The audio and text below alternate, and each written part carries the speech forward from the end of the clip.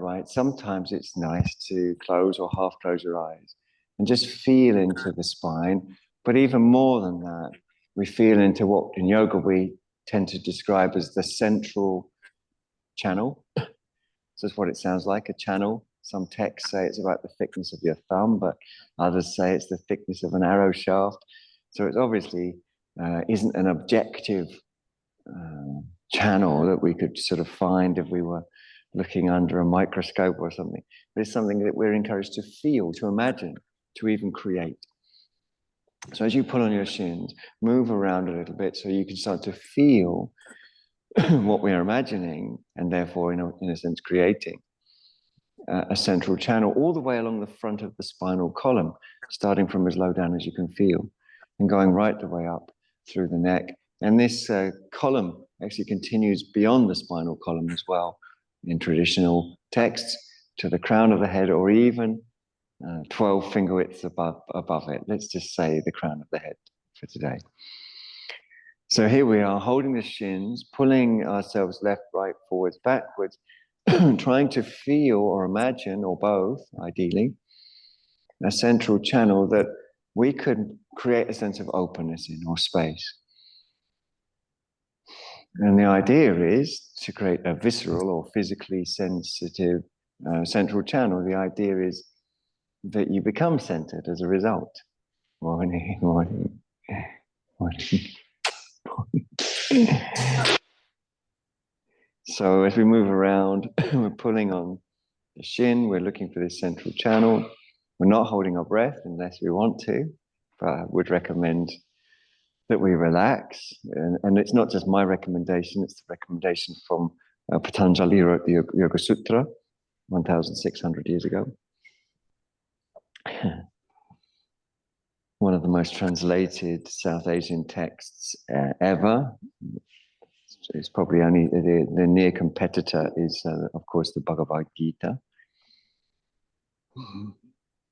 Now, once we've got this sense of lift and length in the central channel by pulling on the shin and by breathing easy and feeling into it and not feeling hurried, feeling relaxed, which we indicate in the breath, we're going to then see if we can't just twist that central channel by pulling again, inhaling, lifting, exhaling, bringing the right hand on the floor behind us, the left hand crosses over both legs.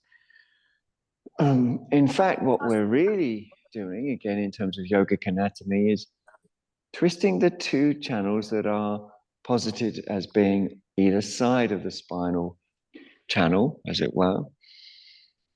And those two channels, the left channel, the right channel, the Ida, the Pingala channel, as they're called, you could imagine a wrapping around the central channel as we keep the central channel upright and not hold our breath because we're relaxed and we're here to enjoy ourselves.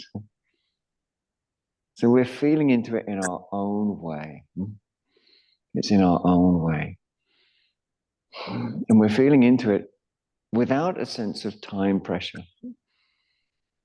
In fact, the text actually used this expression, kalena navachedat, which means outside of time. Kalena navachedat.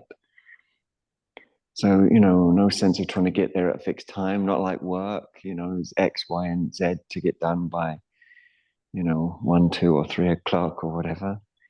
But not in yoga. It's kalena navachedat. Unaffected by time. Lift and turn, and we're going all the way around the other way. Again, I recommend you to really focusing on that central channel as much as you possibly can, really sort of committing to it. There's a Buddhist school, we can definitely call it a yoga school because the name of it is called the Yogacara, which means the way of yoga. So we know there's a Buddhist school from about the same time as the Yoga Sutras were written. And another name for the Yogacara is the mind-only school. So that's another name. Mind. So in other words, the understanding in that school is there is nothing except the mind. There's nothing that's real except the mind. That therefore everything that is created in the mind, everything is created in the mind, and therefore everything that is created in the mind is just as real as anything else that we think is real, in the way it affects our body, our breath, our mind, our attitude, our behavior.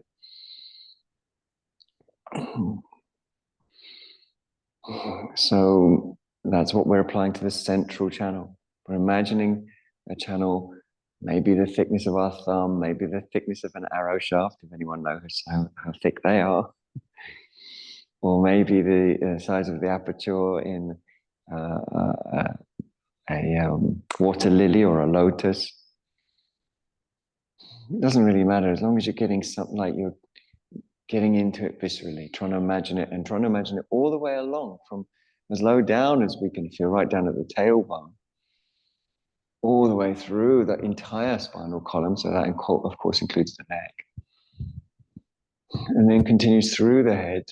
And we've said that we're terminating it, as it were, at the crown of the head, the central channel. Then there's the two channels wrapping around it.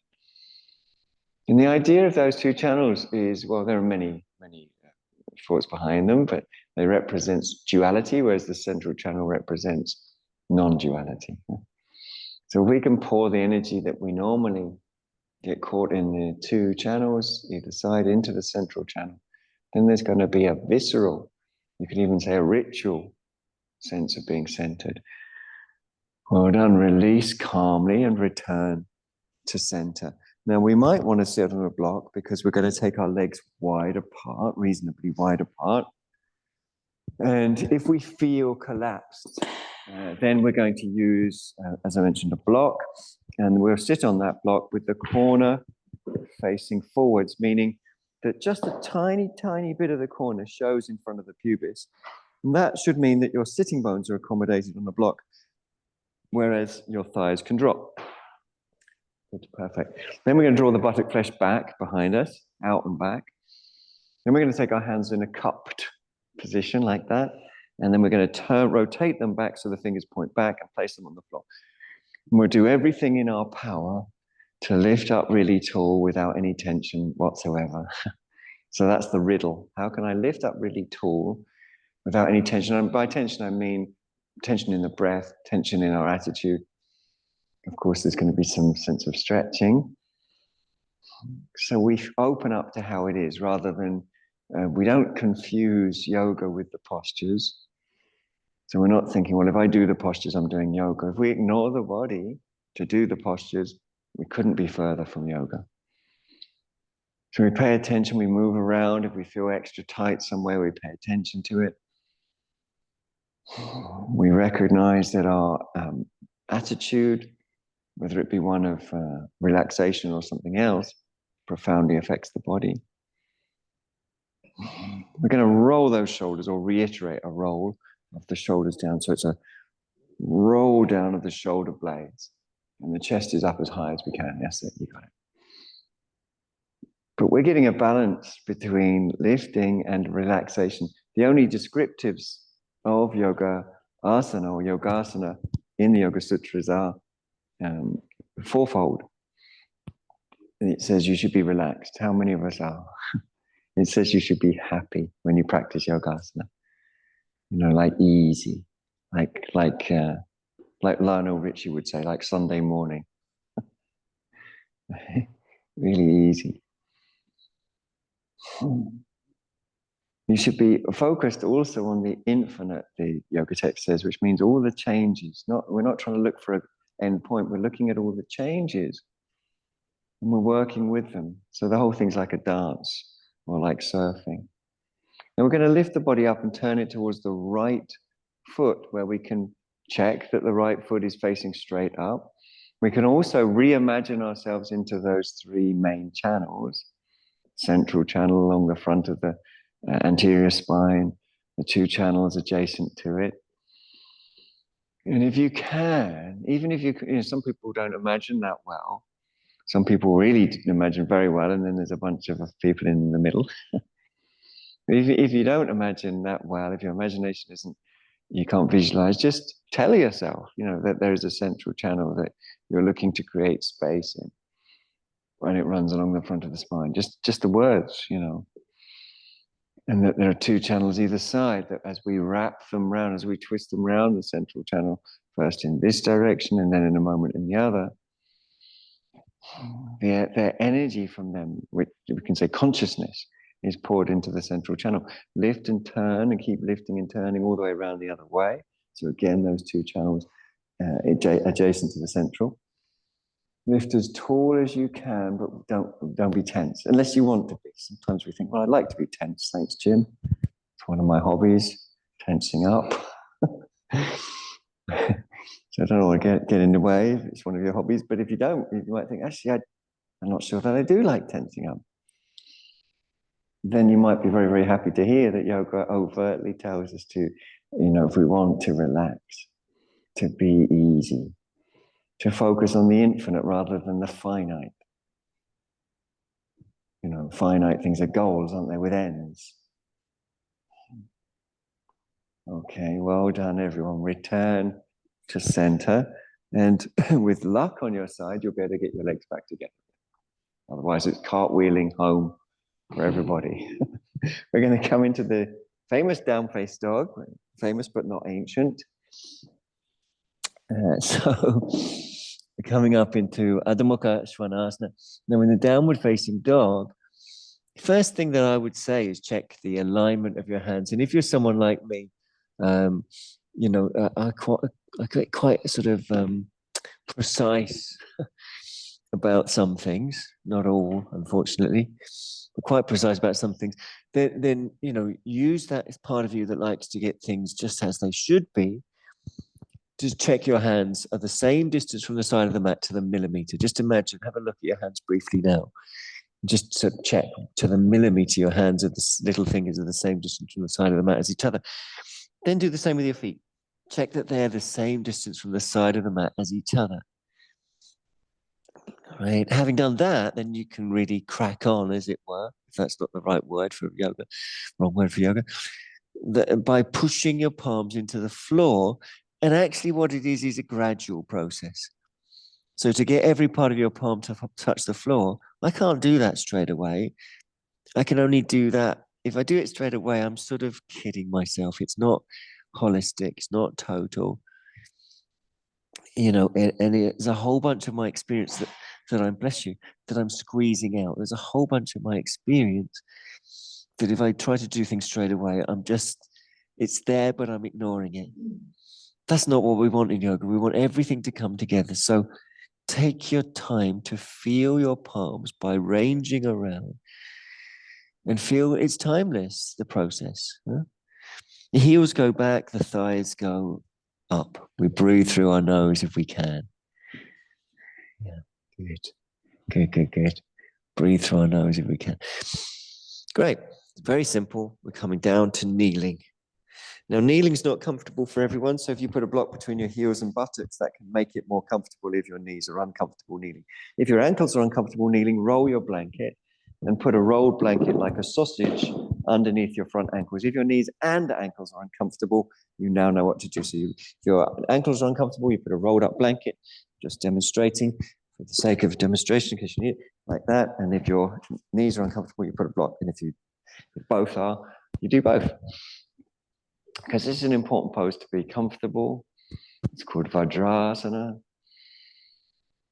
And actually, has to be said that using a block and blanket does give a lot of elevation as well, which is really nice. So eyes closed if you want. Keep one open if you're a suspicious person. Or a dolphin. Bless you. Stretch your arms diagonally down and raise them up. So as you raise your arms up, make sure that you draw everything together. Think of yoga as meaning drawing everything together. So here we want the sides of the abdomen, the front and the back of the abdomen or the waist to draw in, and therefore to be able to draw up. So try and draw everything into an imagined updraft. Imagine there's a consistent updraft. Doesn't stop, it's just flowing up through the center of the body all the time. What your job is to bring things into that updraft so they can be taken up fiber by fiber. And it's a meditation and it's outside of time. So anything goes, like movement. If you feel like, oh yeah, I can really feel if I move, I can find more strays, waifs and strays, and draw them in to the upward movement. Right? More and more and more and more. And it's actually, as yoga says, ananta, which means endless. And that's what we should be aware of, we're told. We should be aware of the endless quality. So I could keep drawing my lumbar, my lower back into this ad infinitum, but sometimes the mind makes up an end because it's used to doing that, and then it drifts off, but there isn't one. Let's take a very wide circle with our arms. Hold on. Come forwards, tuck under your toes, sit up in a squatting position with your heels off the ground. If you've got any blankets or whatever, now's the time to put them to one side. Breathe through your nose if you can. So it's a raised heel squat, something to breathe into. Now, I'm taking an educated guess that most people, if not all people, will feel some sort of stretch through the calcaneus tendon, which is what we sometimes call the Achilles heel. So from the calves to the heels. What makes yoga yoga is only two things: a rich experience that you give to. That's it. You've got a rich experience that you give to, you're practicing yoga. So this rich experience is one of stretch. And how do you give to it? Usually the breath is the main way in which, the main tool by which we breathe, we give. So you feel the stretch, you feel the richness of any other sensations, stretch in the back, stretch in the heels, and you give through the breath. You sort of say yes. And we do that all the time, don't we? We say yes to a moment or no to the moment through the way we're breathing.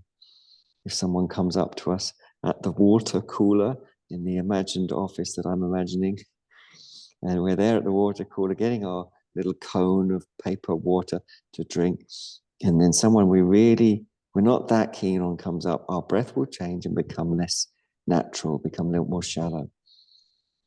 If they go away and then someone you really, really, really like and really, really find easy comes up, your breath will change again and go deep. So you're saying yes or no with the breath. Now we're going to lift up until the heels come down, keep the knees bent and hands on the floor. I find that if I move my feet, my legs feel a bit more limber as well, because the connective tissue on one is the same connective tissue that runs through to the other. From here, with bent knees remaining, we're going to raise our arms up as if we're skiing downhill. That is for anyone who either A, likes skiing, or B, has never been skiing and wants to imagine it but can't afford it, or feels their knees are now too old for it. I'm in both those categories. So we're adding a little bounce, like I'm told that one feels on the ski slopes, little bumps underneath the skis. And then we're going to bring the arms forwards and up, keeping the knees bent, and look forwards and up. So keep the knees bent, keep the body leaning forwards, keep the legs close together, and allow movement. Don't feel relaxed, like you can do what you need to do for your body. Don't feel like someone's going to say, oh, that's not allowed. That's not in the Bible of yoga. There is no Bible of yoga, by the way. Inhale, stand up, big wide circle, hands to heart, face the front, stand in the middle of your mat, bring your feet close or together. Breathe through your nose if you can.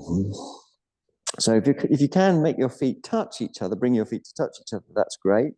But sometimes the thighs meet before the feet, in which case you can have the feet apart, or if you're pregnant, the feet can be apart. Or if it hurts to have your feet touching or knees touching, the feet can be apart.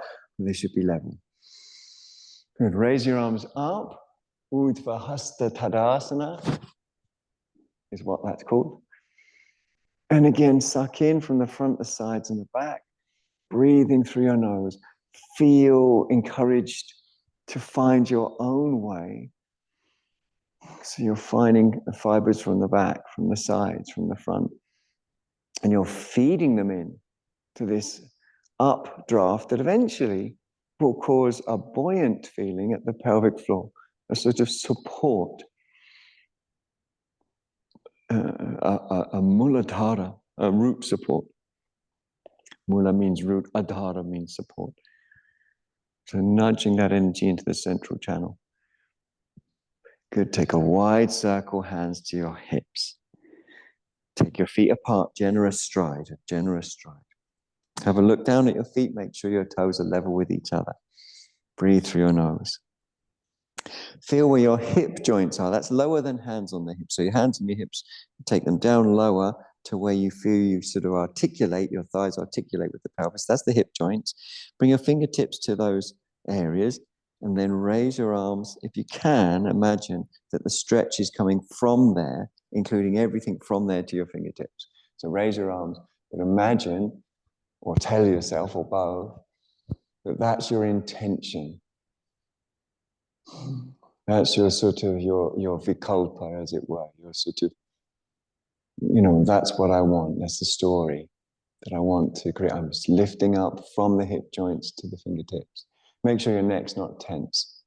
Make sure your tummy has got enough responsive tone that your back feels lengthened. So breathe naturally, organically, and expressively. We're going to turn the back toes in, front foot and leg out. Whole body's going to turn towards where the sun's rising here, the Brighton Buddhist Center. You're leveling up in that direction. And then once you've turned your body, walk your front foot further across the width of the mat. Right, so you go wider across the mat width. Up to, but not beyond hip width. And then we're going to lift the back heel up and turn it out. Then we're going to bring that down again, having turned it out. Hopefully we've squared up even more in the direction where I think the sun will be rising there, I think. Is that right? Bend your front knee, stretch your back groin, meaning that the inner thigh of the back leg, there's a muscle that extends or stretches across the pubic bone and then is pulled underneath the abdominal muscles. So it goes sort of from the inner thigh, across the pubis, then back underneath the abdominals, and eventually attaches to the sides of the lower spine, even to the 12th thoracic vertebrae, which is the first point of contact that the ribs have with the spine. So in other words, is focus on releasing that big muscle, the inner groin of the back leg, across the pubis, by doing things like lifting your back heel or pulsing the pose, just to loosen the tissue of that muscle, because it needs to both twist and lift up, or release up, I should say. It needs to both twist and release up. And that takes time, and you've got to work into it in your own way. Inhale with awareness of your pelvic floor as you straighten your leg, and turn back to the front towards this side of the room. Take a big circle with your hands. Place your hands on your hips while you take a deep breath. Or two, or three. So really deep breaths. Hopefully that's got your heart rate going a little bit. Again, we can feel where the hip joints are. So when in yoga, particularly Vajrasati yoga, we say hands on hips is here and hip joints is here. Then we're going to raise up from the hip joint. So that's very much down to intention. Keep your tummy lightly toned. Find the pelvic floor. Breathe through your nose if you can. Don't hold the breath. When you're ready, turn the whole body in the other direction towards sovereign house for us here in the Brighton Buddhist Center. Obviously, at home, you might be turning in multiple different directions, facing multiple different buildings, trees, people, who knows what. We don't know. We can speculate. We're going to walk the front foot further across the width of the mat, further away from me, so that we're more steady. And to help with the turn, we're going to lift the back heel up, turn it out, and then bring it down so we're more squared up.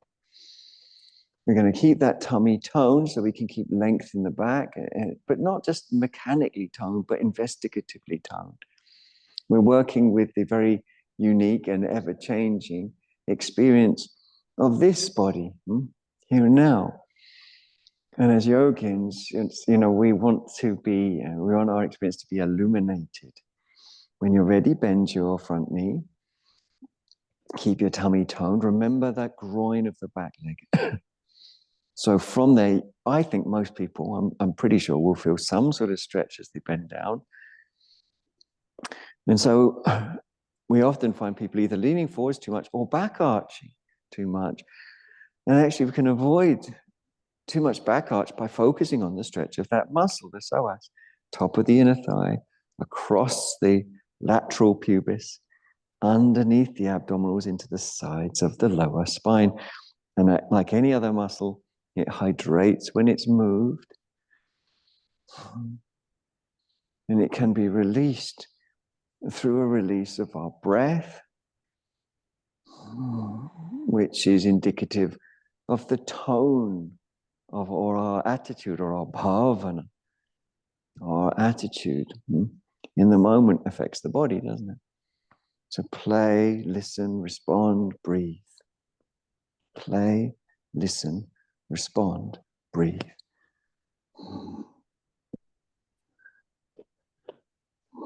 Inhale with awareness of your pelvic floor as you straighten your front leg.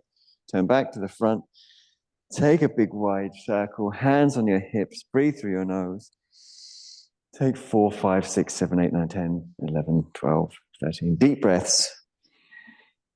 As many as just come, just let the deep breaths come. Now, while we're still breathing deep, you might want to just bring your feet together and take a yoga block, because we're going to bring our hands to the floor. And what we don't want to do is roll over the abdomen. If you know you can reach the floor while keeping pubis and chest open, then don't worry about a block. But otherwise, I think most of us walk the feet together, get yourself a block, put it in front of you. And you can have it any height. There's this, obviously there's 3 height options that you can have it. And then we're stepping the feet apart. Hands on the hips. Turn the toes in a little and do everything you can within the context of infinite patience to extend the little toes on your feet. And my top tip, which I've been reiterating for a long time now, is that the 3 C's of yoga: calmness, conditions, connection. You want to connect to the little toe, which feels sometimes like someone else's little toe. It's like, well, who is in control of that if it's not me? Then, calmness, you go kind of like, really calm. Then it's like your nervous system can begin to expand. We know that anyway, don't we? When we're not calm, our nervous system retracts. We hardly know what's going on with our body. We end up doing all sorts of things to it that aren't useful for it. But if you're calm, you can really get into it. Inhale, lift up. Exhale, hinge from your hip joints, fold over the top of the front thighs. Bring your left hand on your block or floor. And then push and turn. Right hand on your sacrum, which is above your tailbone and below your waist. It's like a bony plate. Breathe deep. So one hand on the block only, the other hand is on your sacrum and you're turning. If you feel like you've not got enough space, lift the block up. If you feel like the block's not balanced enough, that's good. A little bit of instability, very, very helpful. Because what we want is our minds to become more fluid. And if we recognize our lives are actually fluid, we actually recognize that by actually getting into something that's overtly fluid, then our minds will have to become fluid to keep up.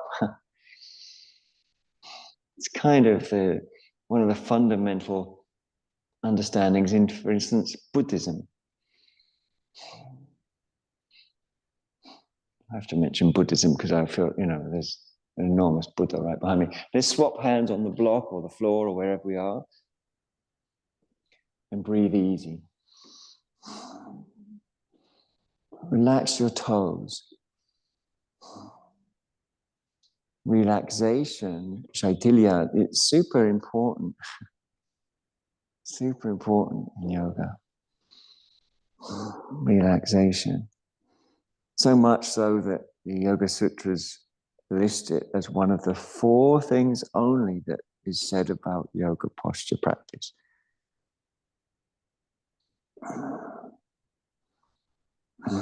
Well done. Both hands to your block or floor. So I'm demonstrating the block halfway up. Just trying to show, really sort of suggest that blocks are very, very useful for everybody at times. Huh? We're very much interested in the central channel, staying open, which is, we've already described what that is.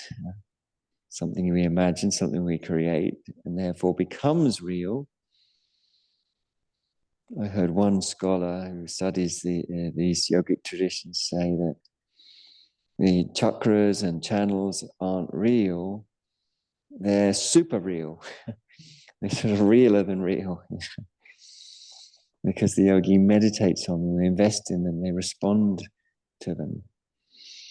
Walk your feet a little closer together. Come as high as you can on your block or fingers or whatever you're using. Just a little closer together. Come right up on your fingertips and then come up all the way very, very calmly. Walk your feet towards each other and bring your feet together. Spread your toes. Arms by your sides, as if you're holding heavy shopping bags with exactly the same amount of shopping in each one. Let's say 6 cartons of oat milk. Other plant-based milks are available in each shopping bag. And that's quite heavy, isn't it? 6 cartons in each one. Perhaps you're having a party and making some chai.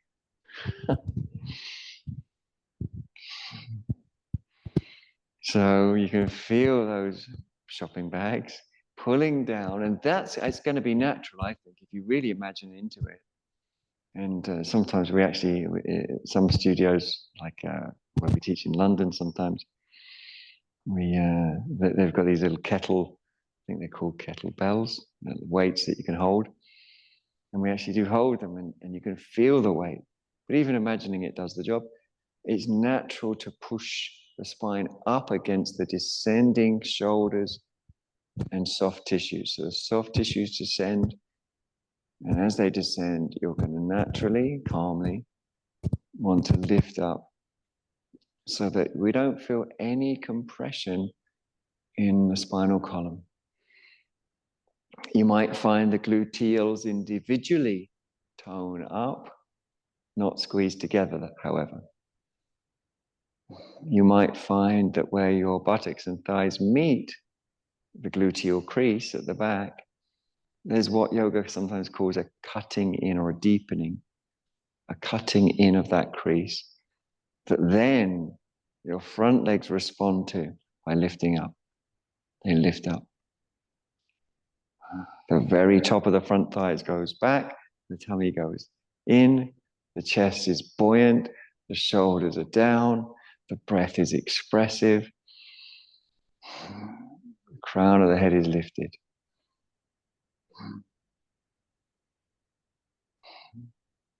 Raise your arms, float them up, float them up. Make sure your neck's not tight. As you float your arms up, tone your tummy up so that you feel into your waist intuitively. It should be very, very spontaneous, sahaja in Sanskrit. So don't feel like you've got to think about it or that you don't know yoga because, you know, you're new to it or you just not quite sure because all yoga teachers keep seeming to say different things to each other. What the hell is it? Well, it's intuitive, pratibha. It's spontaneous, sahaja. And it conduces to a melting into the moment, laya, that culminates in complete absorption, where you've sort of disappeared and reappeared as spontaneity expressed.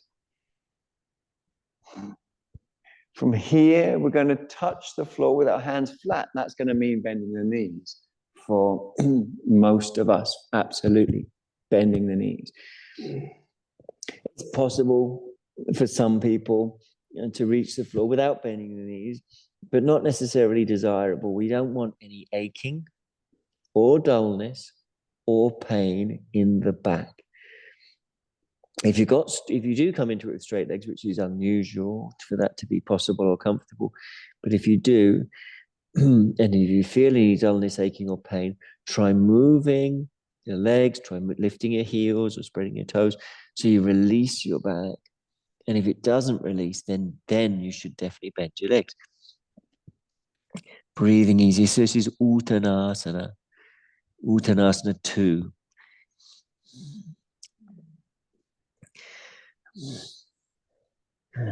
But we're not trying to straighten the legs. That would be a complete You know, if you might see someone with straight legs and think, oh, their legs are straight, my legs should be straight. Or you buy a yoga book and the yoga teacher likes to show how bendy they are to you and how much better they are than you by being all bendy.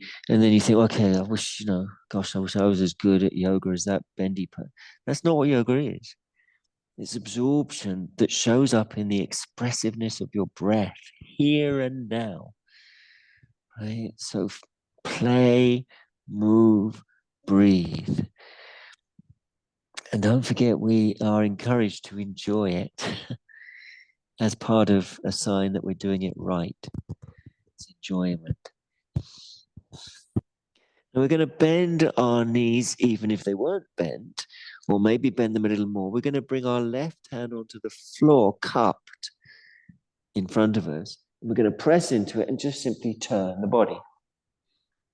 Now, to avoid overly tensing the back or the knees, feel free to play. The Sanskrit word is lila. Lila means play. And we're highly encouraged to play. Normally, lila is in reference to one or another god, the lila of this god or the lila of that god, or even the fact that the universe exists is due to simply the play of consciousness, the lila. Everything exists like it does, and there's an infinite universe, so everything exists in every possible way, either in our universe or parallel universes, simply because consciousness is like, it's the potential, I want to express that, that's the part of its play. Let's go the other way when we're ready. So in that way, yoga, or tantric yoga anyway, divinizes reality. So everything is divine, the divine play. Breathe easy, move in ways that are playful, therefore. So feel free to bend and extend your legs. Don't feel like you're here to just kind of tolerate it because you're not worthy and you have to be cleansed. This isn't a sort of baptism. It's just about play. Both hands on the floor. Raise your arms behind you like you're skiing. Ribs touching your thighs. Arms forwards and up, utkatta. So that means to squat. So you can squat as low or as high as you like. Some people are comfortable to squat right down with the heels on the floor. Others of us, a mixture. But we're all rising up, listening and responding to the knees, and we're going to eventually come all the way up. Take a big wide circle, hands to the heart. We're going to step, or those of you feeling super lively might want to jump. It's up to you. Oh. Left toes in, right foot and leg out, turning on the ball of the foot, finishing the turn off on the heel. So right leg turning out, left toes turning in, right leg turning out, left leg turning in. Then we're going to raise our right arm, which should be the one furthest away from where, if you're in the room, from where you can hear the dust cart. Well, I'm never sure what to call them, dust cart. Actually, so Simon, you need your feet to go the other way. That's it, yeah, perfect. It's all right. Inhale, exhale, come down. Rubbish truck. Dust, always get stuck on that. Rubbish, is it called a rubbish truck? Dust cart. Answers on a postcard, please. Breathe through your nose. The pose is called Trikonasana. Don't hold the breath. Relax your toes on your back foot if you want. Inhale calmly to come up. Hands on the hips. Breathe deeply. Feet face forwards. So feet face forwards, hands on the hips, breathing deep. Back toes in. So the way to turn the front foot and leg, which will be your left foot and leg, is to lift the heel first, turn about 3/4 of the way on the ball of the foot, or even a little bit more, and then finish the very last bit of the turn off on the heel. That should give you heel to arch alignment, which is the alignment we want. Then we're going to raise, when we feel ready, the arms to raise the ribs. The tummy is toned because that toned tissue means that when you lift the ribs, The tummy brings the pelvis along, which means the lower back is lengthened. Inhale, exhale. Trikonasana. Don't hold the breath.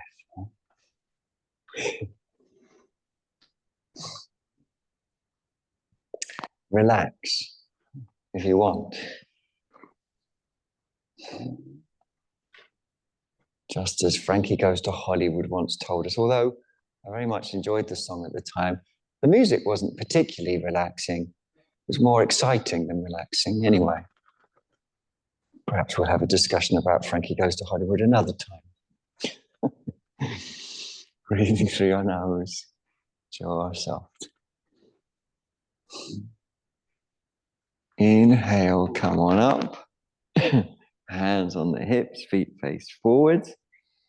Now we're going to take a pose into a the last pose into a diagonal alignment, meaning we're going to take the right foot forwards towards me and line up the instep of the right foot with the edge of your mat. And then the other foot, your left foot, steps back away from me. Just as I'm stepping mine away from you, you step yours away from me. That should put you in a diagonal placement, which is what we want. It's kind of awkward and discombobulating, which is what we want. Stretch the arms. Inhale. Come down on the exhale. Particularly people who are used to Trikonasana will find this particularly discombobulating. Yesterday, on the way back from the Midlands, on the trains, I had to traverse two escalators that weren't on.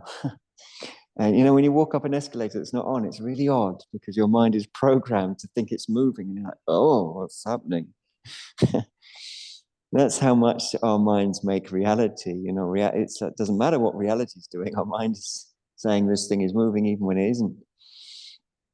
So if you're used to Trikonasana, the mind's like, what? This is Trikonasana, but it doesn't feel like the habit that I've got associated with the pose. So that's good. Inhale, come on up. Well done. Very calmly, don't rush it. Swap. One back, one forwards. The instep of your front foot parallel to the front of the mat.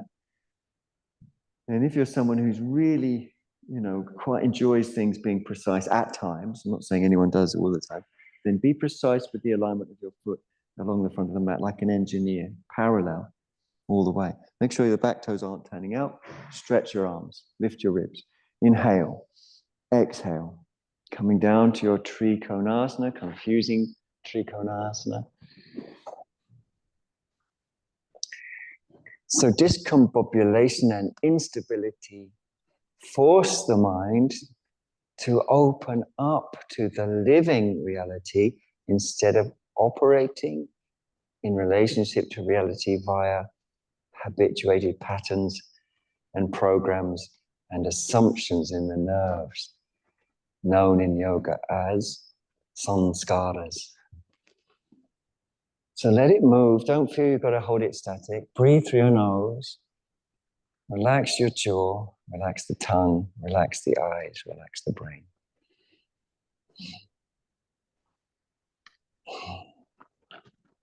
Wunderbar, I would say, if I was in Germany, which I'm not. Okay, walk your feet towards each other. We're going to bring ourselves down to laying down, although it's not corpse pose, just to put that out there. Not quite. We're going to put a block under our heads. We're going to take 3 or 4 deep breaths, which is natural, isn't it? So with legs bent, a block under the head, I think it's going to be very, very natural for us to take deep breaths. For us to relax. Being residents of the United Kingdom, it always feels like a wonderful and rare event when the sky is something other than grey, which is what it is today. It's other than grey today, so that always feels exciting. So we can, as the day dawns, we can enjoy that. Anyone who's watching this on YouTube, if I put it on YouTube in the future and it's raining where you are, you can feel empathic joy for us here where it's sunny. Raise up one leg. Doesn't matter which one, just raise one. You've only got two, so just go for it. Okay. Sometimes even that's too much for us, isn't it? It's, oh God, just tell me which one. Just go for it. And then move your foot between pointing the toe and pushing the heel, and you'll feel, of course, the muscles in the leg stretching and contracting, and that can feel good. You can circle your foot if you want, or half circle it, or scrunch your toes and release them, or mix those things up together, or maybe the whole leg moves.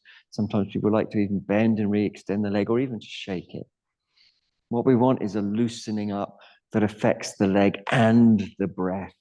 Both loosen up together. So any actions that loosen the breath, loosen the leg, that's what we want. When we're ready, we're going to turn the heel in and toes out.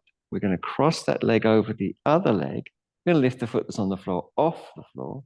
And we're going to plunge through the gap between the legs, interlace around your far shin, returning the head to the floor.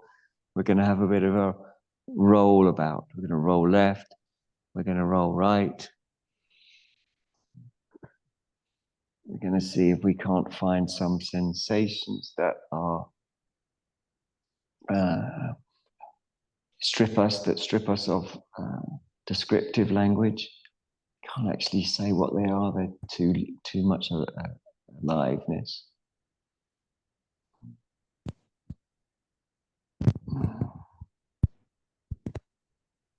So rolling intuitively this way and that.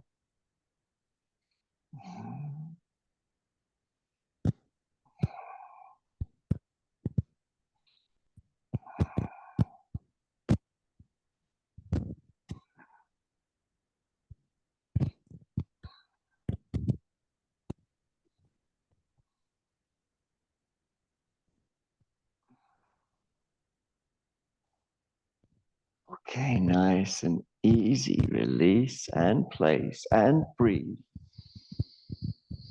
Take 2 or 3 or 4 or 5 or 6 or 7 or 8 or 9 or 10 deep breaths. Yeah. So that's really lovely, isn't it? Just surrendering for as long as one can surrender, forever if you're up for it. If habit patterns aren't something that pulls your attention anymore, then you can live as a surrendered being. Raise up the other leg when you're ready, and similarly, dorsiplantar flex your foot, which means pointing toe, pushing the heel back and forth. Circle it if you want, one way or the other. Scrunch and unscrunch the toes, bend and extend, or shake the leg, or combine any of those actions to loosen up your breath, to loosen up the mind, to loosen up the body, brain, breath, and dare I say, universe. So we're looking for a looseness that's just, it's wordless, it's natural, it's spontaneous, everything's moving together.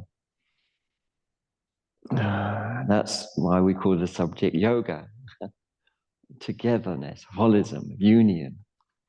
Heel in, toes out. We're going to cross that leg over the other one. We're going to lift the foot that's on the floor. We're going to plunge through the gap between the legs. You can always reach the back of the thigh, or if not, the front of the shin. And you can always use a belt if you need to. Roll in different directions, left and right.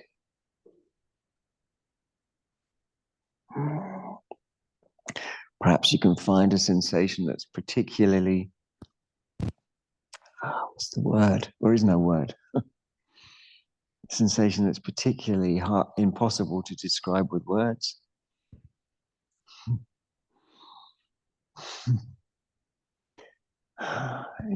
It just leaves you with expressives instead of descriptives. Expressives like, or, I should write a dictionary of expressives.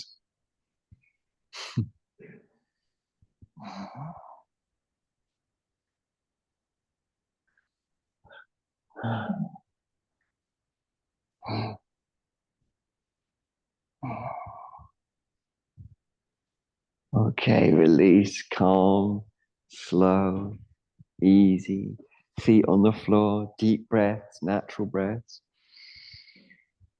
Take 2, 3, 4 or more. We're going to remove the block from underneath our heads. We're going to put it to one side. We're going to stretch our arms down towards our feet with our feet close into the bum. Hold your yoga mat with your hands firmly, unless your torso is sufficiently short and your arms are sufficiently long to take a direct hold of your shins without lifting your feet up. But most of us, we're much better off using the yoga mat. Much, much, much, much better off. Really, you have to have quite a unique anatomy to be able to hold the front shins and for it to work out. So holding the yoga mat, most probably, maybe the shins unusually. And then we're going to raise the pelvis up. Now, as we do, we should turn the arms out. If we're holding the yoga mat, that means that the hands still hold the yoga mat, but we sort of twist it a bit. You want to turn the arms out. We don't want to hold the breath, that we're sure of that. We don't want tension to be held in the back. So move the back in ways that help you breathe more freely.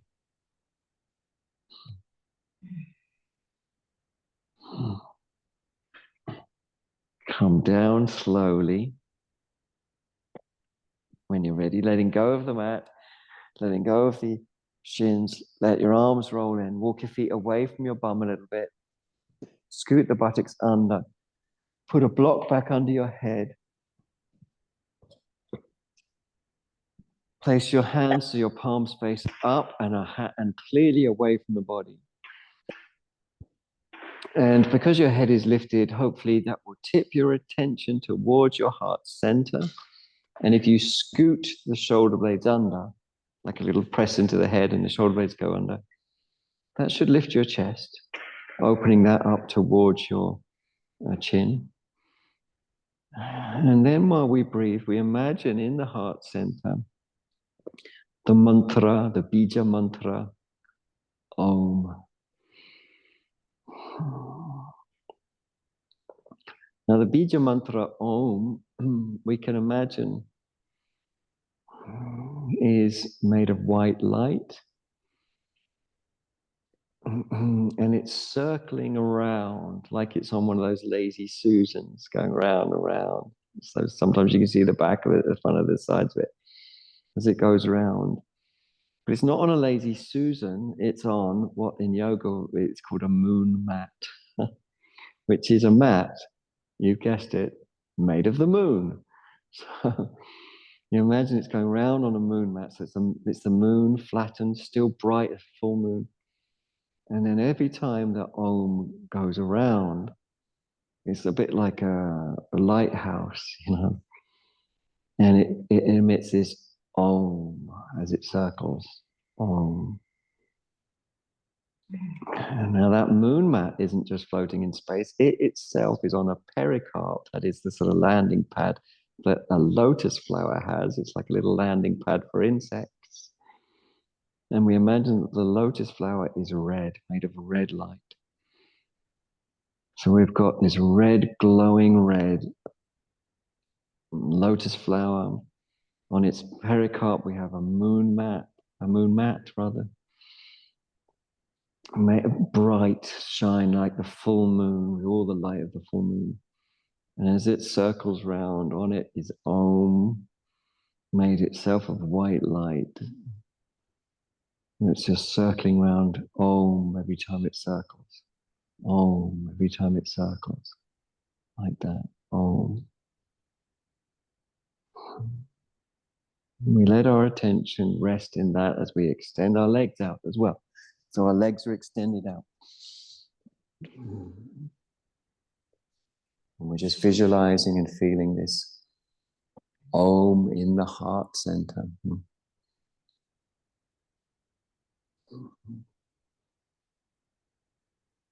On a lotus made of red light with a moon mat on a moon mat. That's circling, the Om is circling around and round. and itself is made of bright, scintillating white light. Om.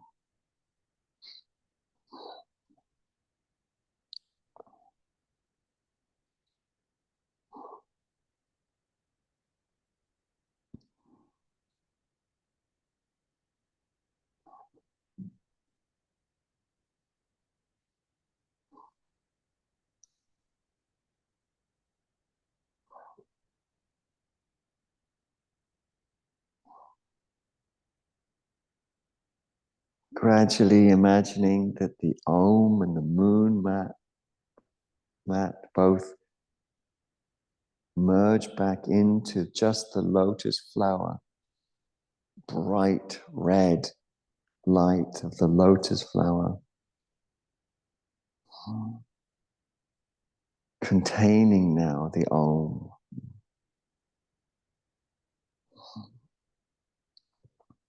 Now imagine the petals of that lotus flower are closing around the Om.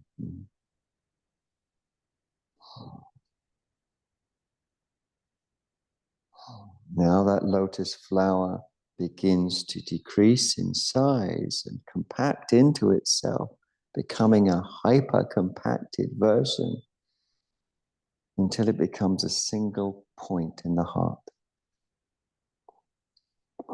Just one point of scintillating red light, a bindu, a point.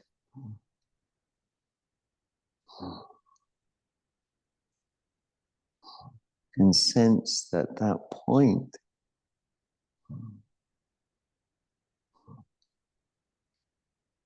is the point through which everything compacts and draws in. The whole universe draws into that point. And at the same time is the point by which you can enter through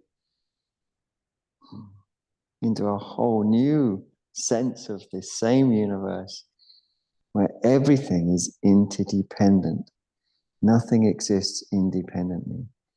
So it becomes a portal, a bindu in the heart, a point in the heart that is a portal to the universe, our universe, but different. And it's completely interdependent, where there's nothing that is in any way separate to anything else.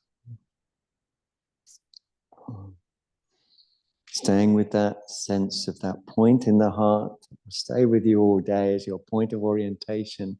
Let's move our toes a little and our fingers, feeling from that point, which contains everything, into the body, in the breath.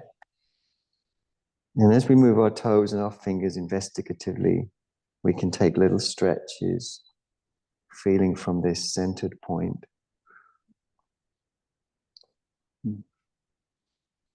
And finally, bending the legs and placing the soles of the feet onto the floor, scooting the buttocks under towards the heels and taking an extra deep breath when you're ready.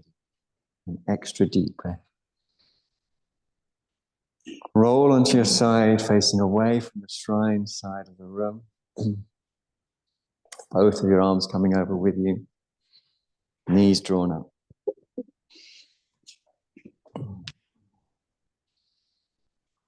Roll again when you feel ready to do so. Facing towards the shrine side of the room. Bringing yourself up, just indeed as the sun is also coming up. From your side, nice and easy, bringing your hands to your heart, facing towards the shrine. And in Sanskrit, which is one of the languages that yoga texts, the most common language that yoga texts are written in, not the only one, we use this Om as an affirmation, like, Om, yes, I agree, may it be so. So I'm going to say a sentence, and if you agree, just say Om out loud. And if you don't agree, don't. May any benefit that we've gained in our acting in this way be shared for the alleviation of the suffering of absolutely every single being. Om.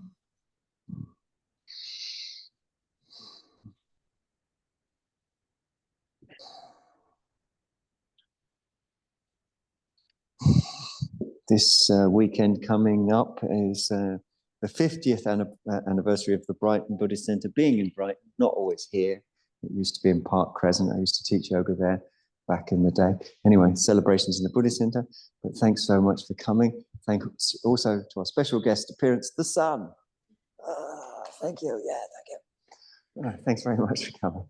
Thank you. You can leave your mats. Thanks, Zoomers. I love you. Here's the sun. Stay out of trouble now, y'all. Thanks, Jim.